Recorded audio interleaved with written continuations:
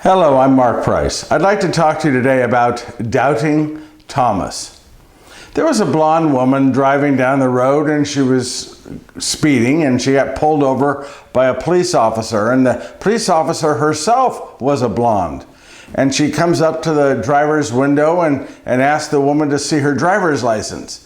Well, the driver's fumbling around looking for her license, and then she said, I can't find it. And the police officer said, it's a little square thing with your picture on it. And so the woman looks into her purse and she comes up with this mirror and sees her picture. And she said to the police officer, this must be what you're looking for. And the police officer takes it, looks into the mirror and says, oh, excuse me, I am so sorry. I did not know you were a police officer. There you go. Doubting Thomas today. The Gospels from John chapter 20, verses 24 to 29. Thomas, called Didymus, one of the 12, was not with them when Jesus came.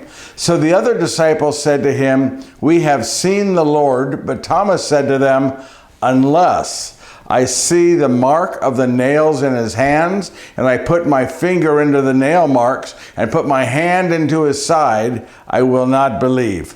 Now a week later, his disciples were again inside, and Thomas was with them.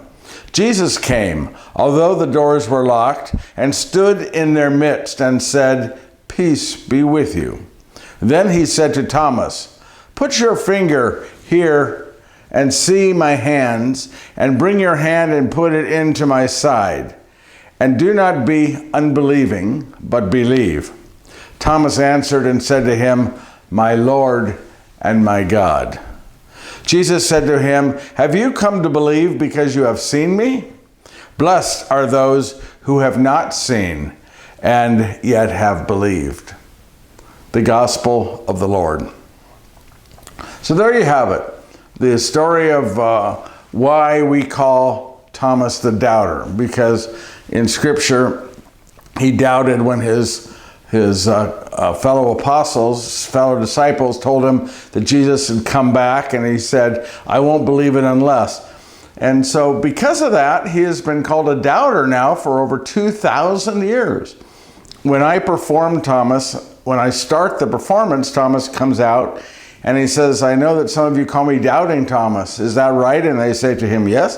And he says, may I tell you something? He says, I never liked that. I never liked that. And they said to him, he says to the audience, how would you like it? You do one thing wrong your whole life. That's all the peoples they remember you for. And then he asked the audience, have any of you done anything wrong? And then people raise their hand. And then Thomas goes and asks them, what have you done? And they say something, and he says, what's your name, Mary? He says, how would you like to be known for this? All the time, this is never loves enough Mary, or whatever it happens to be.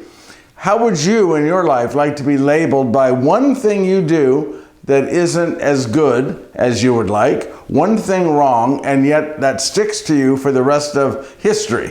Wouldn't that be horrible?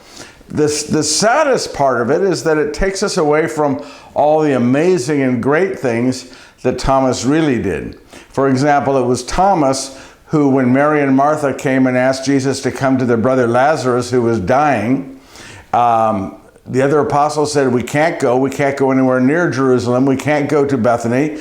The last time we were there, we were nearly stoned to death. And it was Thomas who stood up and said, do you hear yourselves? Do you listen to yourselves? We say we believe this man is Messiah. If we believe he is the Messiah, we must be willing to follow him no matter what.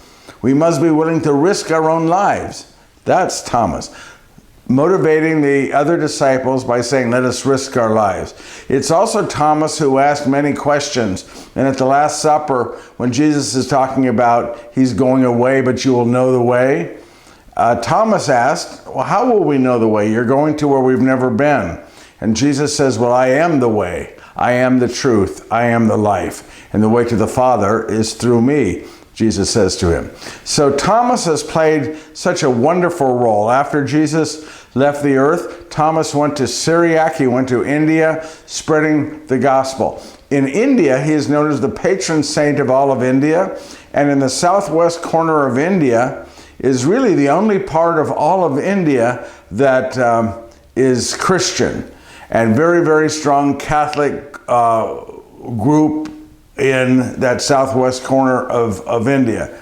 So anyway, Thomas did so many things, but I thought it would be good today to let you hear from Thomas himself about that moment when he's confronted with Jesus after saying he won't believe unless he sees for himself. So let's hear it from Thomas himself. On the 8th day, we were all in the upper room.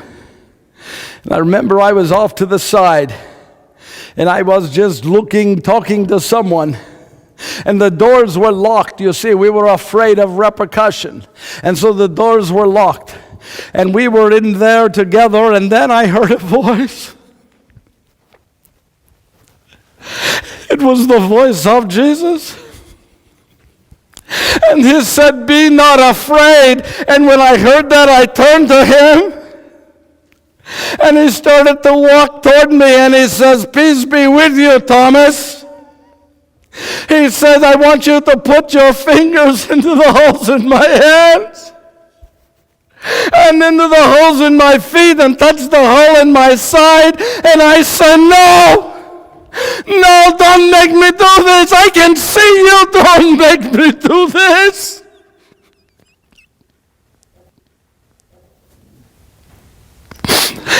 Jesus took my hand and he put it into the holes of his hands, the holes of his feet, and made me touch to his side.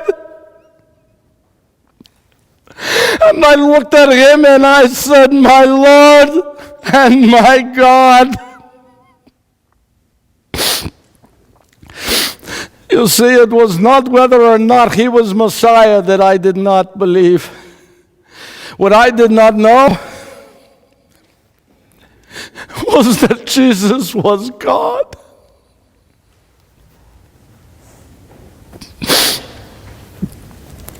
He said to me, "Blessed are you, Thomas, for you have seen and you believe." But he said, "More blessed are those who have not seen and yet do believe." Well, there it is. Thomas, it was. Think about you. Let's say you say something about somebody and you never expect to be confronted with it, and all of a sudden you're confronted with that person saying, "Okay, I know what you said about me, now prove it." Thomas should not be labeled as this doubter. We should see Thomas for the great, great man of faith that he was, this great leader in the early church, this lover of Jesus Christ, who spread the gospel. He's the first person in history to ever call Jesus God when he said, "My Lord and my God."